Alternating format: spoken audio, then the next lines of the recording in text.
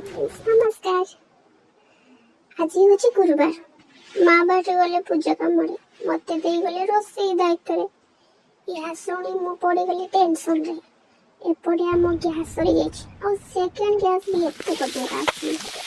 कौन करवा चुली लगे भात बसे बाहर गली बाड़ी को शाग तोड़ापी सेतुआ से बीन आलू भजा टे झटपट कर पकड़ी रांधि पकड़ी आगे शाग को भल से धोई भाजीदेली सहित फुलकोबी आलू छुई पकड़ी पेस्ट तड़का कली यहाँ समय आपको पाख लाल आसला ना कि प्लीज मत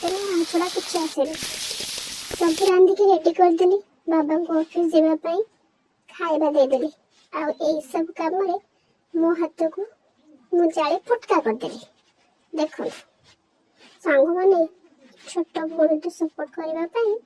मो चैनल को लाइक और सब्सक्राइब करने को जमा भूलिबेनी प्लीज प्लीज प्लीज जानते केते कष्ट होची मते तथापि मु आज तरकारी रांधि कि आपण मन को शेयर करी छोट mini blog T. Love you friends, love you so much.